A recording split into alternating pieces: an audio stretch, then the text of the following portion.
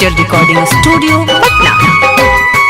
तोरा याद में अखिया रोई जब शादी तोहर हुई, माना तू बात गोरी ना रही अपन कोई रे मर जाई छोड़ के जैबू हो मरल हमर पैबू हो रे मर जाई छोड़ के जैबू हो मरल हमर पैबू हो।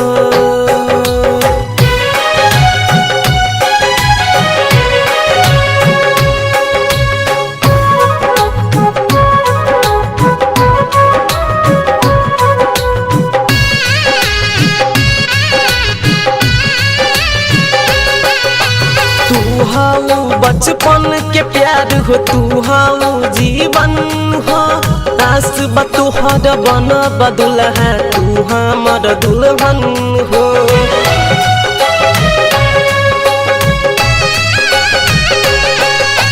तू हाउ बचपन के प्यार हो, तू हाउ जीवन हो, आस बतोहर बन बदुल है तू हमर दुल्हन हो। जई हो तू ठुकरा के जिंदगी में हमारा के रे मर जाई छोड़ के जईबू हो मरल हमर पैबू हो ते मर जाई छोड़ के जईबू हो मरल हमर पैबू हो।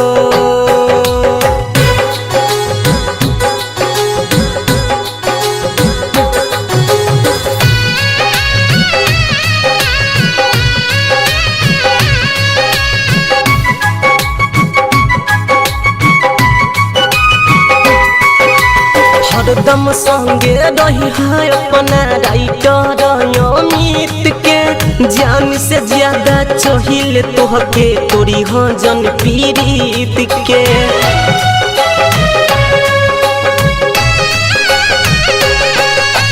हरदम संगे रही है अपना राइटर अमित के, जान से ज्यादा चाहिल तोहके तोरी हो जन पीड़ित के। रूपे सन सहे पाई जानू हो तोहरे जुदाई रे मर जाई छोड़ के जईबू हो मरल हमर पैबू हो रे मर जाई छोड़ के जईबू हो मरल हमर पैबू हो।